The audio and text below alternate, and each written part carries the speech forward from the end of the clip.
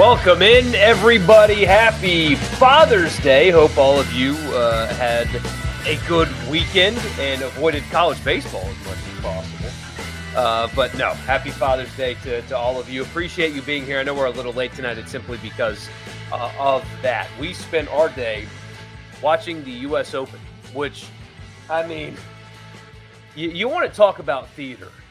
And, man, you do not get theater quite like that very often in really any sport, but especially golf. Everything just lined up perfectly. It rained like hell. The conditions got crazy on already a miserable course, and then guys started dropping like flies, and then JJ Spawn plays basically a perfect back nine after one of the more brutal starts that you can imagine. It was amazing. So if you guys watched that like we did here, hope you had fun. We also saw Lilo and Stitch today, the new Lilo and Stitch. Pretty cute.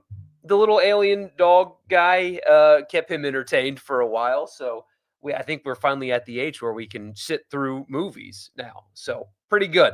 So hope you guys had a good day. Glad that you are here for this edition of the Rebel Report. My name is Michael Borky. Really appreciate you being here. So I'm stealing my own content is what I'm doing. Every radio show, every podcast does summer content of some kind. The Pardon My Take guys do the Mount Rushmore, which was making fun of people doing Mount Rushmores, and now it's become, I can't miss it. Their Mount Rushmores are so good. We're doing the top 5, and we do one every day, and sometimes it's sports related, sometimes it's not. As the summer goes, we will get a little bit more out there and things like that. But for now, we've stuck pretty good to sports topics. We even did like the really low-hanging fruit sports movies. We did top 5 tailgate foods and stuff like that. And the audience has seemingly really, really liked it. And I'm going to bring that here for you guys tonight. The top 5 most important Ole Miss players for the 2025 season. The top 5 most important individual players for the 2025 season. And so that is tonight's show. And of course, we'll read some of your comments as well on this edition of the Rebel Report. Don't forget to subscribe if you have not already, wherever you get your podcast. Just search Rebel Report and subscribe. If you like what you hear, leave a rating and a review. Also on YouTube, like, subscribe, leave a comment, and all that good stuff. And before we get into my list, and you guys drop one of yours as well if you disagree with mine, I want to tell you the podcast is brought to you in part by Toyota of Brookhaven. They're on Exit 40 in Brookhaven, but shop online at toyotaofbrookhaven.com. You won't regret it. They have an online inventory that you really need to look at, because the car buying experience, as I tell you guys all the time, is a difficult one. It's a stressful one. It's not something that a lot of people enjoy doing. Well, you need to do it with someone that will actually treat you like a person and understand how difficult the process is. They'll do that at Toyota of Brookhaven. So you have to live in the area to still have a great car buying experience. Tell them I sent you. $1,000 off on me. $1,000 on me. Toyota of Brookhaven. If you just tell them I sent you, $1,000 off. They have great interest rates, especially on the new Tundras.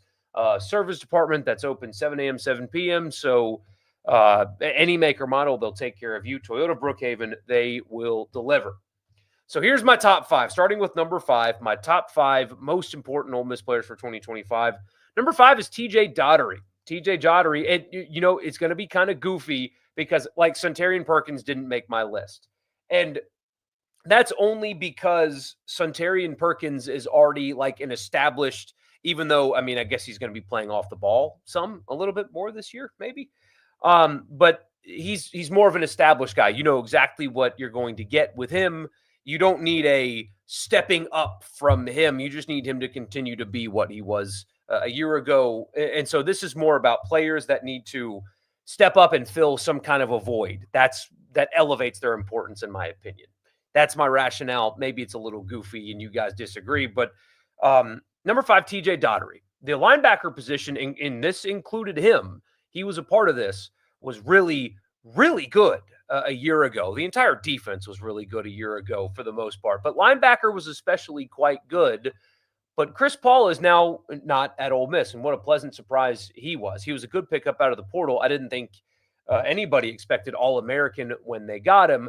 He's gone now. And so can TJ Daugherty, who had a good season last season, fill that role of that kind of a linebacker? Can he step up into that missing role, because you guys saw what great linebacker play can do for a defense, and you've seen it in the past as well.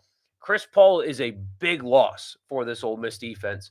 It can be mitigated by having TJ Daugherty step up and become a high volume tackler. Like, again, he was a year ago, but it's a little bit different now with Chris Paul gone. So I think that if they are going to continue to have that success defensively, he's got to fill that role. But again, last season he was good at 76 tackles last season, a pair of sacks, and also forced a fumble. I mean, that was a good season. Can he have a great season? Can he have an elite season? I think this defense needs great linebacker play. I know that breaking news, more at 11, they need good linebacker play to be good. What an idiot I am. But it looks like they've done a good job in the portal as well. I mean, they got some pickups that you should be pretty happy about, especially the Yates transfer from Marshall. But anyway, that is my number 5. Number 4, here's a cop-out. Whoever the hell is playing defensive back for Ole Miss this year, is it Ricky Fletcher? Is it Jalen Braxton? I mean, whoever the starting corners are, and I know I'm only supposed to pick one guy, whoever they are, though, they need to be better than what the sounds out of spring practice alluded to them being. Now, there were some injury issues as well.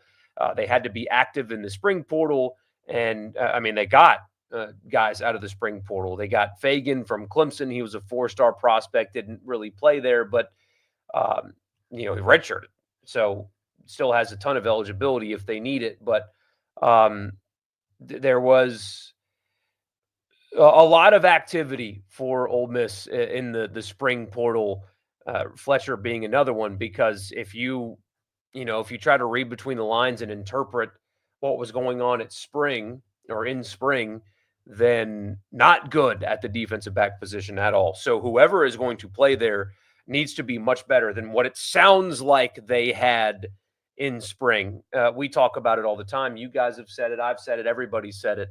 Trey Amos was exceptional for that Ole Miss defense, and frankly did not get enough love, in part because he was only a one-year guy, but because the best defensive backs never get attention because the ball doesn't get thrown their way very often.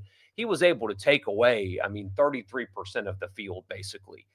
His presence really just eliminated that portion of the field. He's gone now. So whoever these guys are going to be, whoever it is that's going to play defensive back for Ole Miss, again, they were highly active in the spring portal. They need to be, I don't think any of them are Trey Amos, but they certainly don't need to go from elite or great to elite to bad again. So that's my number 4, whoever the hell the defensive backs are. Number 3, Xavier Harris is the guy that I went with. You could pick really anybody on the defensive line, but he's the one that I think has the biggest shoes to fill. And also, in his playing time a year ago, looked like he had the highest upside. You guys know he's already an absolute giant to begin with. He's a huge guy, but I really, in the snaps that he played, he looked like a complete defensive lineman. And I don't know if does he have a motor for 60 snaps a game? I don't know. We haven't really seen it at a consistent level yet. I do think, though, that if Walter Nolan didn't exist, he would have been really good for Ole Miss last year. When he played, he flashed a lot. And Walter Nolan's shoes are the biggest ones on that defensive line to fill by far, because of just how dominant he was a year ago. So can Xavier Harris take the flashes that you saw from him a year ago? And he flashed a year ago a lot. He looks like he's got the physical tools to become a quality interior defensive lineman in the SEC. But you just got to go do it. And so that's why he's number 3 on my list. That defensive line has the raw talent to be very good next season. But can they take that step forward and become high-quality players? It starts in the interior, and it starts with Xavier Harris. 2 and 1 are both on offense. Number 1's the obvious one, but I'll stick with 2 for right now. This could have been any number of guys on the offensive line, but I went with Patrick Kutas, and here's why. I think that when it comes to the tackles, when healthy, they're you know at least what they are and what they can be. Now, are Diego Pounds and Jaden Williams like superstars on the offensive line? No. Maybe Therese Davis comes in and pushes for the job and maybe takes one of their jobs. We'll see. That would, frankly, I think that would be a positive to get somebody out of the portal that comes in and steals a starter's job, frankly, because they need to be better on the offensive line. But the interior I thought was especially awful a year ago because, again, the tackles when healthy are fine. It's the interior, especially like in the short yardage stuff, you could see how bad they were. And so, transfer from Arkansas, he is somebody that you expect to be a plug and play guy right away. Has SEC experience. They have a ton of film on him. Can he be somebody that they can depend on and run behind on the interior of the offensive line? Because the entire unit has to get better. There's no doubt about that. The entire unit has to get better. But that's why I singled out this individual player. He's an SEC guy. You expect him to come and elevate the floor, at least, of the offensive line with his presence. We'll see if he can. And number one, obviously, the quarterback, Austin Simmons. He is the most important player on this team in 2025. We talk about him all the time. We'll talk about him 100 times more. The ceiling on him is incredibly high. As the great Michael Jordan once said behind a microphone, the ceiling is the roof for him. The ceiling is the roof. But it really is impossibly high for Austin Simmons. There's a reason that they didn't go try to get a starter out of the portal to compete with him, even though he's never started a game at Ole Miss. They believe that he is ready to take this job by the horns and be successful, possibly even right away. But until he does it, we don't know. And there's such volatility at the quarterback position. I mean, look at Florida State last year. That was not a 2-10 roster. Now, they missed some evaluations, sure, but the most important evaluation they missed was the quarterback position. With better quarterback play, they don't go 2-10. They just simply do not go 2-10 with better quarterback play. Look at the difference between Florida State and Mississippi State. Florida State's roster, I think, from watching them, significantly better than State's a year ago, but they had the same record.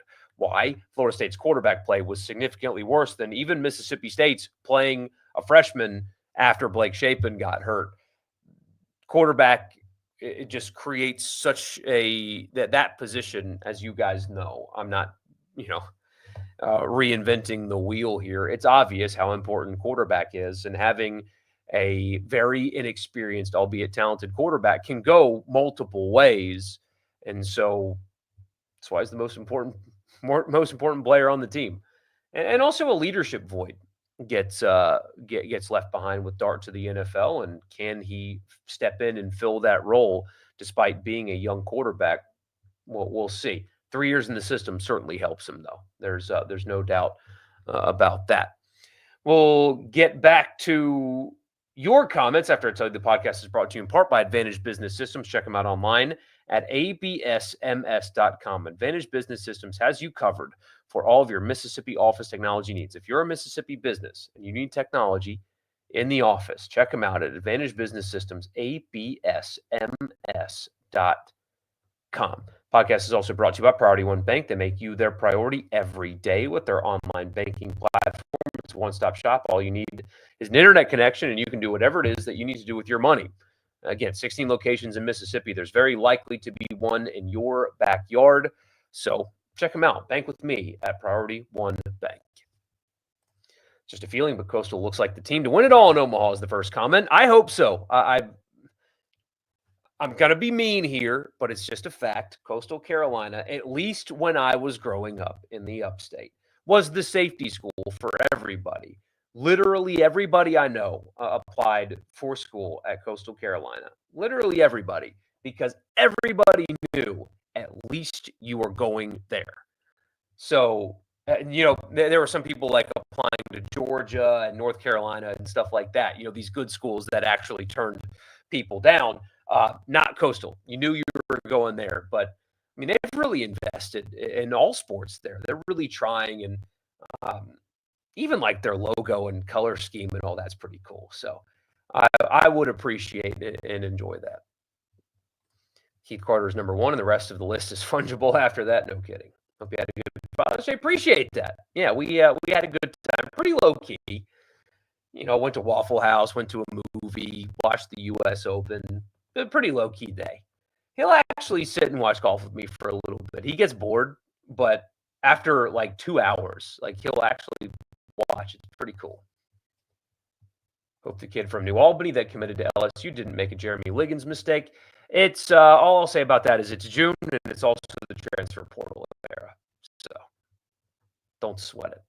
How about waking up at 3 a.m. to run to CVS because your daughter's puking, then going on to win the U.S. Open after shooting 40 on the front nine? Just such a fun story. JJ Spawn is. I'm sure if you were clearly watching, so you heard on the broadcast that, he almost quit the game. He almost quit the game because mentally he was so unable to handle it. And to turn around and become a guy that was absolutely unbelievable on a back nine at an extremely difficult course with brutal, mentally taxing conditions. Everybody else fell apart, but him and Robert McIntyre, who, is a Scottish guy, that's like what he plays in, every week. But everybody else folded, and he just executed shot after shot, made a couple long putts, and that was the golf gods giving him one back after hitting the pin and the ball rolling off the green early in his round. That was a lot of fun. I enjoyed that a lot. Haven't seen Lilo and Stitch in like 15 years while you're getting old. Yeah, it's a new it's a new one. The obviously the little alien guy is not real, but they used real people. And it was fine. If you think too much about kids movies, you're like, wait, none of this makes any none of this makes sense at all. But they don't know that. So thoughts on the O-line? I'm concerned. People spend time hyping up the running back room, and I also, frankly, if you're being honest, you should have a very wait and see approach with the offensive line and the running back room. Now, I'm not saying that they can't be great, that you don't have a handful of guys in the running back room that have the potential to be very good. I'm not saying that that's not the case, but that's what you had a year ago, and they managed that room terribly, and offensive line couldn't do anything for them. And it was awful. It was a disaster. It was a failure of coaching or evaluating or both. I know we've debated it too much and talked about it too much, but man, the validation that the people that were questioning the running game got as the season went on, it's impossible to ignore. The line that, well, Bentley's just not good enough, so here's a walk-on and a six-string wide receiver. It was total nonsense. They evaluated the portal poorly. They mismanaged it. It was awful. And until you see that position improve, then you should not talk about how great it's going to be, in my opinion. Again, it has a high upside. Logan Diggs, when healthy, it's a quality SEC back. Is he healthy? Lacey they recruited him out of high school. So, they wanted him then, but he hasn't played any significant amount of football at this level. What if he's not ready for it? What if he's some kind of I don't want to use bust or what, but what if he can help you? Damian Taylor has the exact same stats as a guy that you brought in out of the portal from the same level a year ago and didn't use him at all. So, and then a true freshman. So again, a lot of those guys have upside, a lot of upside. They all have upside, every single one of them. But until they prove it, there's no reason to think that they will because of how they bungled it last year. And it's the same thing with the offensive line. I'm not going to hype a portal class until I see them actually play because the portal class last season looked great and it did not play great. So I'm concerned. I'm concerned, especially with a young quarterback back there. Until you see improvement, you should not expect it. They have not earned on the offensive line or in the running back room, in my opinion, because of what happened last season, they have not earned the benefit of the doubt from you. You should be concerned until they give you reason not to. And I think that's totally fair. Also, thoughts on the baseball transfers so far. Love the pitchers. So far so good there. I don't think the Illinois State guy is going to make it to campus. I think that the draft is going to be too good. I hope I'm wrong, but the class is shaping up nicely. They got a bit of a later start, but I do really like the upside of the pitching staff so far, especially if they can get Elliott to come back. Cam Franklin would be high on the list, especially with questions at DB. It's going to be important to get pressure on the quarterback. That's a good one. That's a very good one.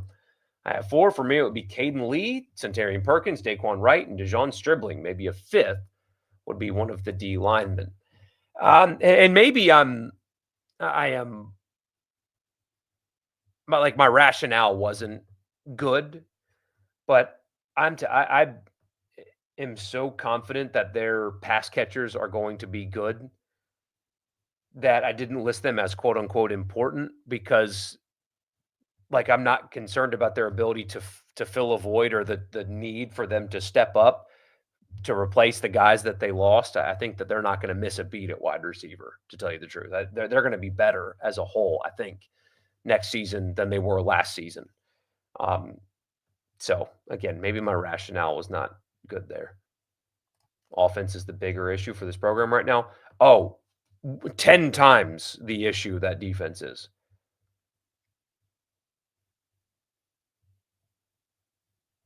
Didn't put Austin at first for me because we just had a first-round pick at quarterback that suffered due to a garbage offensive line. That's part of it. As talented as the pass catchers were last year, they had back-breaking drops in big moments. Hope Caden Lee steps out to be the automatic fourth-down playmaker. Yeah, basically all of them, right? Trey Harris, as good as he was, man, just that. If he catches that pass in Baton Rouge, and it's not fair to put one play and one drop on a player, but I think they win that game. Juice Wells was largely bad, had a few flashes of brilliance, but was largely bad. And Trey Harris got hurt on top of it. So, what was it? Watkins had the bad drop in Gainesville. So, this is just projecting, not an actual numbers question, because it's deceiving. You think this offense can be or will be better than last season's? If not, then take the under 8.5. That's the $1 million question, right? That's what we talked about it recently. It's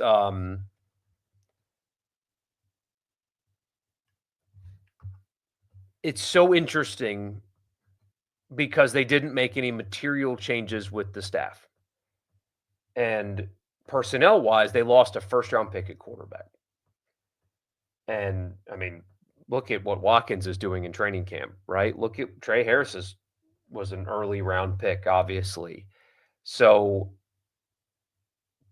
the only thing that they lost was their best players. But they didn't change offensive line coach. They didn't change running back coach. They didn't change offensive coordinator. But they have to change something. And again, you can tell me that I don't know ball, and that's fine. I don't.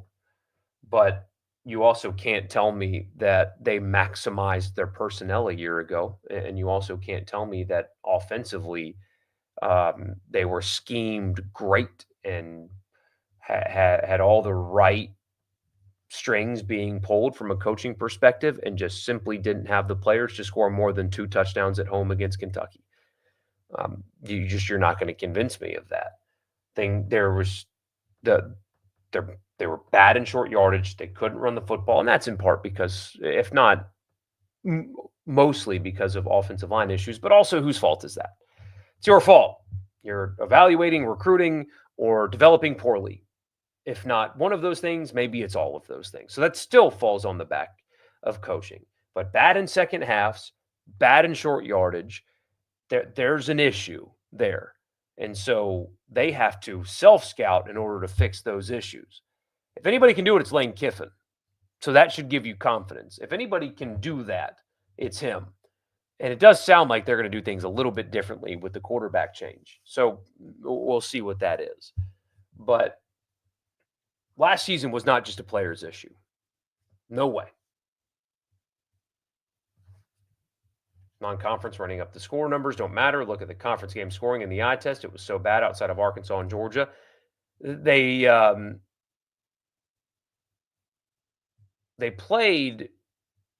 a good offensive game against Georgia, but they still had a good offensive game against Georgia because they didn't have to go score you know what I mean? Because Georgia wasn't going to. So are the Vaught renovations back on the table? No. Not yet. They can put another date on it if they like. No, not yet. Unless a donor has stepped up and said, you can only take my money and use it on stadium. No. Finally made a live show. Glad to see you. Glad to see you. Good to see you too, Peyton. Moved to Pensacola, working full time and in school, trying to get a law degree with a kid and a wife. At 20 years old? You're doing all that at 20? You don't want to know what I was doing at 20. I was getting fat at 20. Oh boy. And I didn't buy new clothes either. I just kind of fit in the ones that I had. Yeah, that was Ole Miss was a lot of fun. I had a great time in college. My body did not have a great time in college. How's Little Man Summer been going? Good. It's been good, man. We went to Nashville the other day, or last week. We went to the zoo and then the soccer game, which was a disaster, but he didn't really care. He had fun though. We got to meet a player, which was really cool after the game. And John Tolkien, by the way, is the player. Look here. And that was sick. So what I loved about this, by the way, you guys hear me all the time kind of preach about how fans are getting left behind, right? They played awful last week. I mean, just god awful. And after the game, so game ends, they lose 4-0. Get smoked. After the game, they announced that there's going to be like a big fireworks show and light show and all that. And it took them like 15 minutes to start it. Took them a little while to start it. I think there was like a technical issue. And so we're sitting in our seats waiting for this fireworks show to happen. It happens. And it was a long one. They did a good job. And after that was over, I looked down at the field and there was a player on the other side of the wall talking to fans. And there was a line of fans. So we're talking at least 30 minutes post game, maybe longer when we see this. So we go down from the upper deck, walk all the way down to the field and wait in line. And there's like 40 people in line by the time we get there. So we're like an hour after the game and he's still there. And this guy, after getting their asses kicked on the field, after an hour of taking pictures and signing stuff and all that, when it's our turn and my son walks up to him to give him a high five, big smile, big high five. Thanks for coming, man. Great to meet you. Like, had the best attitude. And gained a fan that night. I mean, I will be a fan of his forever. I'm going to buy a Tolkien jersey for him, even though he's not like an A player for us. He's still getting a jersey because that dude, he didn't have to do it. He was the only one that did it. And just an hour of his time. And I promise you, he made fans for life, including one right here. And I love that. I am so, that kind of stuff makes me so happy.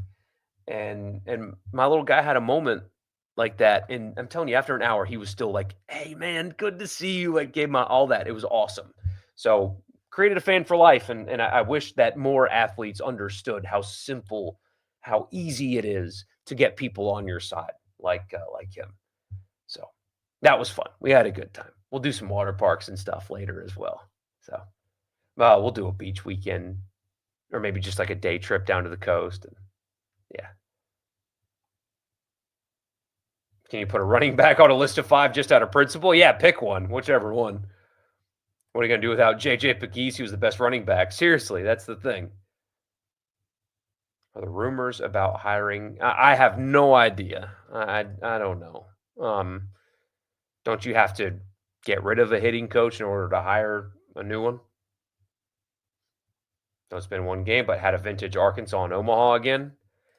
It kind of sounded like Van Horn was getting reflective um, in the press leading up to it. What portal players didn't look great last season? The offensive line, for sure. Juice Wells, really bad. I mean, he was a complete bust. I know he had 500. I guess it was 500, just north of 500 yards receiving, but he was not at all worth what they paid to get him, and he was a total bust. So there's a group of them right there. By and large, defensively, man, they hit. They hit on a lot of them. But yeah, that it would be those. They were underwhelming on the offensive line, and Juice Wells was a big bust. What's the UCLA shortstop going to cost? Oh, you don't want to know. Wide receiver is going to be nice. That'll be the best position group on the team, I think. What would Simmons have to do this fall to leave for the draft? Ooh, that's a good question. That's a good question. I do think that unless he is like a Heisman finalist, I don't think he can do enough to be a first round pick after this season. I mean that's a dramatic ascension. Like Ole Miss would have to make the playoff, and he would have to throw for like 3,800 yards and 28 touchdowns with 5 picks and run for another 400 or whatever. I mean, it would have to be those kind of numbers for him to ascend to that level, especially at his age. If the running backs are handled like they were last year, things could get ugly because Simmons is going to have more time to get his feet underneath him at a first-round quarterback and Dart to make plays. Yes, having a good running game is paramount for bringing along a young quarterback. So I think they had to make a change at O-line coach at least. I cannot believe that they did not make a staff change on offense, considering what you watched and all that. I can't believe it. LSU win would have been discounted because they wouldn't have the win against. Yeah, I see what you're getting at. But yeah, all joking aside, they do make the playoffs if they just beat LSU or more specifically Kentucky. Looked like the Hugh Freeze offense is trying to string things together with no run game. Would have faith in Lane to make the changes to win, but it's in the back of people's minds. It should be.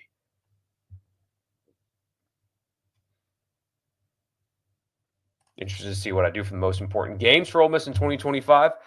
Yes, that is coming. I did think of that. I thought about doing that one tonight, but best offensive line under Kiffin 2020. Yep. 21 was good too, right? Ran the hell out of the football both of those years. Here's 5. Each of the starters on the offensive line. No kidding. Austin isn't even starting the season in the top 10 quarterbacks in the conference. He would have to turn into Graham Harrell to get enough pub to go pro after this season. Yeah. I think the Egg Bowl is sneaky important this year. Real chance to deliver a death blow and get 3 in a row for the first time in years. Lose and you give state life back. You are that last sentence, man. If they can suck all season long, but if they find a way to beat Ole Miss next year, yeah. And frankly, they haven't played well in each of the last 2 Egg Bowls. Now they've won them, and that's all that mattered. But did you leave the stadium after the Egg Bowl this past year inspired by what you saw? No. 23, you can forgive it a little bit because the team was good and the team at that point overachieved and they went on the road and won a game, right? That's a little bit different than the garbage that you had to witness last year. Again, they won, but that was a pathetic Mississippi State team. So, yeah, they've got to play better in that game. 5 of the last 6 is what it would be, yeah. Lane Kiffin would have 5 Egg Bowl wins in 6 years. That would be significant if they can pull that off. But anyway, appreciate you guys being here. We will be back on Tuesday as scheduled. So we'll be back on schedule. No more off days for a little while. So I'll see you guys on Tuesday. Appreciate you being here. Hope you had a great weekend and a happy Father's Day, and we'll continue with our top 5 on Tuesday. See you all then.